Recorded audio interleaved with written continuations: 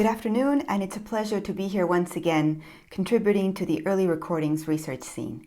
First of all, I'd like to thank Inya and Eva for their work in creating this opportunity, as well as congratulate them on the many exciting news of what is to come in the following years.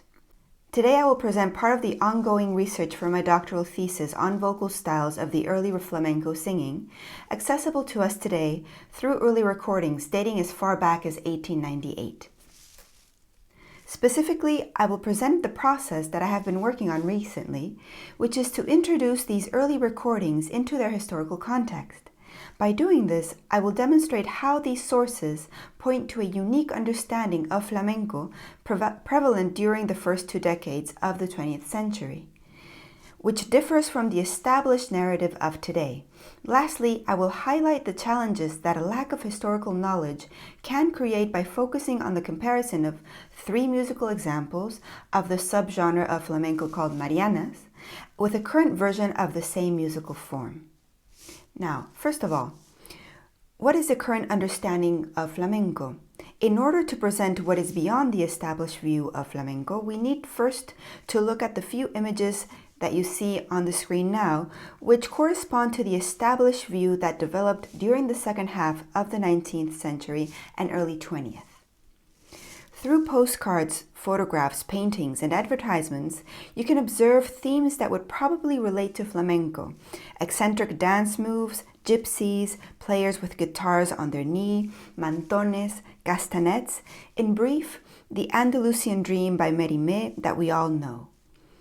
This is the flamenco that was consumed both by foreigners during the 19th century, who traveled through Spain, but also by the Spanish culture that perceived these topics from an exotic standpoint. The vision of flamenco, highly influenced by the late Romantic period, is probably the most common understanding of flamenco to this day.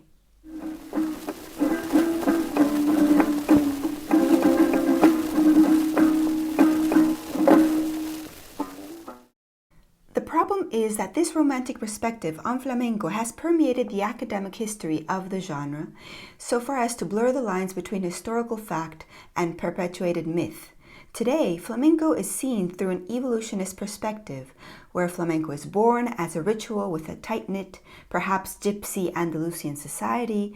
Later on, during the early 20th century, flamenco ventures far away from its origin by becoming increasingly commercial. Artists are called off for selling themselves out, and many flamenco scholars will point to a vulgarization of the art happening in this period. Flamenco is later brought back to its supposed roots through the 1950s revisionist streak, which, by the way, is highly permeated by this political agenda established in the Francoist dictatorship. From this comes the following pre-established premise. There is a commercial flamenco, and in its origin, there is a private flamenco. This perspective has hindered a wider-reaching understanding of this music, and as far as early recordings go, it has practically left them out of the plot. Now let us go beyond the established view. On screen, I'm showing you a couple of ideas here on some newspaper clippings that we'll be going into now. Let's look at the consumer's perspective on flamenco during the first and second decades of the 20th century by briefly reviewing printed text of that time, newspapers, magazines, cultural periodicals. Flamenco, as many other musical and theatrical activities of the Spanish cultural scene of the turn of the century, was booming.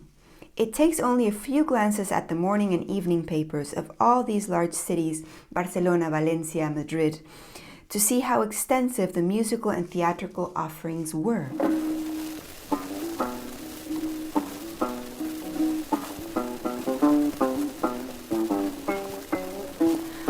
You can see a series of front covers of sheet music that was published in these times, the turn of the century. We can assume that flamenco was played and sung within an aficionado's home, easily establishing that flamenco was heard beyond the café cantante, which was the tradition and historically is understood like that, and was recreated with different musical accompaniments within an urban society and was not limited to the gypsy or Andalusian household. Now let's look at some images from magazines to emphasize the different artists that interpret flamenco. the subtitle of this presentation, Cantaoras, Cantadoras, and Cantantes, is a reference to these sources where singers categorized by different names hint towards their differing performing backgrounds, though all of them perform flamenco music. As we begin to look into 3 case studies that I have been researching and want to present to you today, I'd like to point out that this research in flamenco performances during the first years of its recording history is truly uncharted territory. And my work is still going on, and thus I cannot present definite conclusions, but the process of creating this historical context is ongoing and frankly very exciting. Now, many early flamenco artists that are very well documented in written form through magazine articles and performance advertisements apparently lack an equivalent presence in recordings. On the other hand, there are singers that will show a significant number of recorded songs that will not have a very broad coverage in the written media. It is too early for me to comment on this discrepancy that I have found. I have only done research within Spain's libraries and archives, but I hope to have an interesting update next year.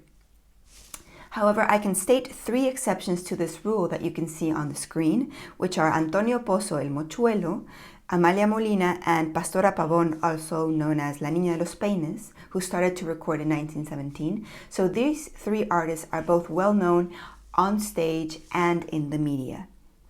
All 3 were active in the first 2 decades of the century, were highly popular, and had what at the time would be considered a significant number of recordings by the 1920s. Now, let's look at the specific examples that we're going to focus on. We begin with Antonia Martinez, called La Salerito. On screen, you can see an array of articles, performance announcements, and photographs of the artist. Sometimes she is called Cantadora or Cantaora, which is how flamenco singers are referred to even today. She had a successful career as a singer, touring internationally. She sang couplets, which can roughly be translated as the popular song genre of the time, as well as regional song types, jotas, Cuban songs, and many more. Both as a singer and as a dancer, she was well received by the public. However, as far as I've been able to trace her tracks, she has only recorded 1 time, a 2-sided record with one example of the Marianas that we'll be listening to shortly, and a garrotin, another subgenre of the flamenco style that was popular of that time. The record states Brazil as its origin, so there is a probability that she recorded more material overseas. I leave you with images that you can pause at a later date to read about this interesting flamenco singer. Now, to give you a counterexample, we look at another artist known as La Rubia, whose name is Encarnación Santiesteban, and of which there are a significant number of cylinders and early recordings. Of the 19 recordings that we have from 1897 to 1922, she recorded mostly flamenco palos or subgenres, with the traditional guitar accompaniment. However, she does have 1 recording where she is singing comic theater with an orchestral arrangement. Now, La Rubia appears in written sources in 1904, as you can see on screen, when there is a multiple examples that she and El Mochuelo, the artist mentioned before, are announced to have recorded the first cylinders of flamenco. Other than that, and a couple of mentions of her performing, I have not found anything except the following reference to her in a haphazard article, newspaper clipping in 1909, called Al pie del gramófono, or at the foot of the gramophone. Again, you can come back and read this in a future date. It's well worth the read. And before this gran suceso that it says on the screen, this is the time when the first recordings were made, and it appeared very many times on multiple newspapers of Madrid, especially, as you can see. A third example that we will hear is Rosario Soler, who was primarily a zarzuela singer that had gone from being a género chico singer, oversimplifying the genre, a lesser version of musical theater of the time that usually lasted 1 hour and was very popular at the turn of the century. She became a singer of a higher valued musical genre within the Spanish scene called la zarzuela. As is evident in her presence on newspapers and cultural magazines, she was well known, toured internationally, and starred in some of the most popular zarzuelas of her time.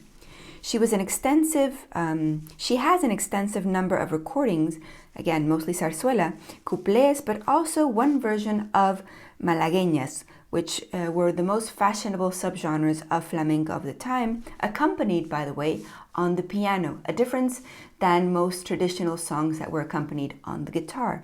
She is not called a cantaora, as is the case with La Rubia and sometimes La Salerito, but being from Malaga, perhaps she flaunted her heritage with the songs she chose. To summarize, singers from different performance backgrounds of the early 20th century scene in the Spanish theater recorded flamenco music. We will now hear the Marianas sung by each of the artists that we have just reviewed. Marianas, which is another palo of flamenco, was a very well-liked genre in the early 20th century, but that has become very seldom sung today.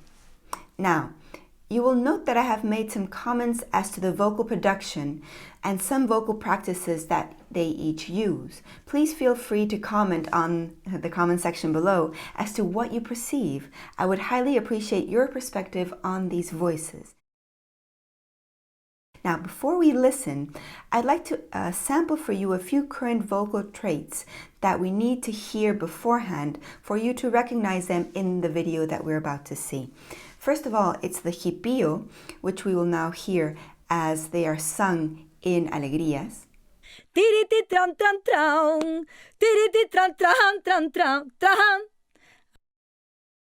Then, what in flamenco is called an emphasized vibrato, vibrato marcado, que no te la da y tú entender.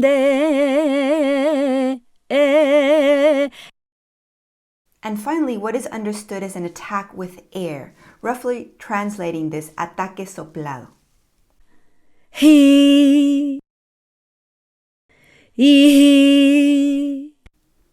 Now let's listen to the Marianas.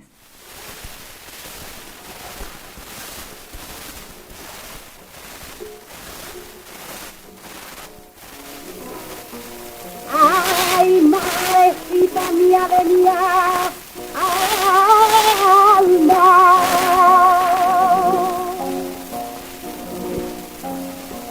Ay, maecita mía de mi alma.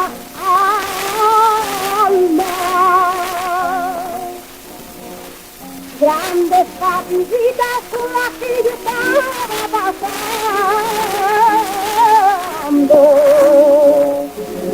Y por una varita lengua de la hembrita me la va tirando el alma de cielo.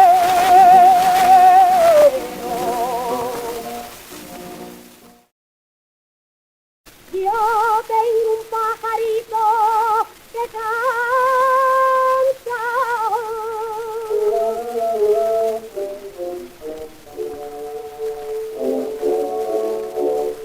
Yo tengo un pajarito que canta.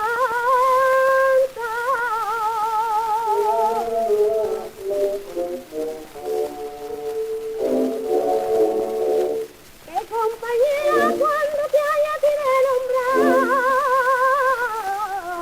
mira tu tía que te nombraré, que calla ronquito de tanto cantar, mi alma te quiero.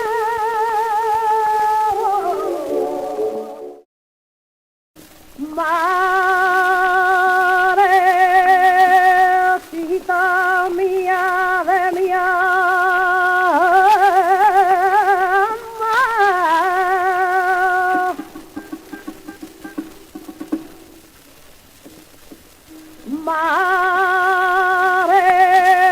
marecita mía de mi alma, qué grande fatiguita yo pasando por una malina lengua, porque la honra me andaban quitando, mi arma te quiero. Sube, Mariana, sube.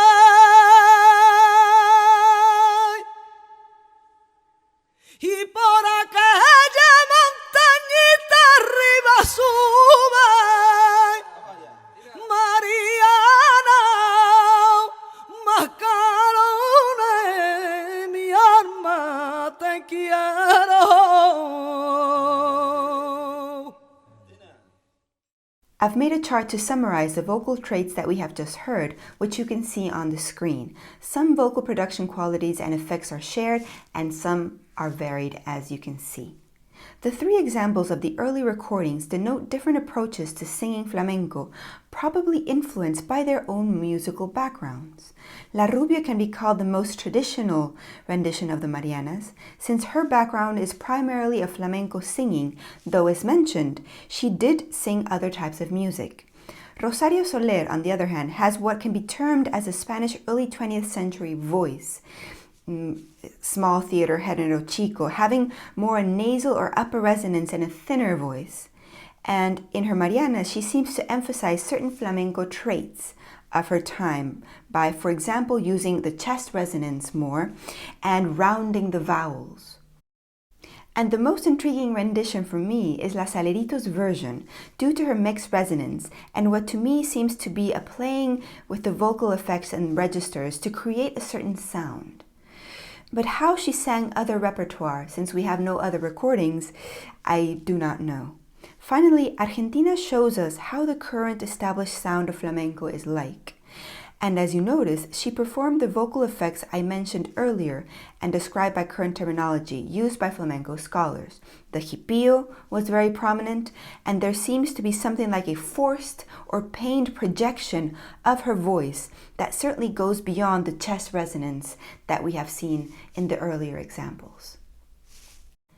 Many of the hallmarks of the current flamenco style are not at all prevalent in the early years of the 20th century recordings. Perhaps it is possible that they did not come about until later in the history of flamenco. The path of this transformation of the flamenco singing style is yet to be established, but I would like to emphasize that there is no right or wrong way to sing flamenco, and I personally believe there is much ground to be covered. The century that spans these different renditions of the Marianas do point to one characteristic, and it is that flamenco has transformed drastically as it was sung and how it is sung today.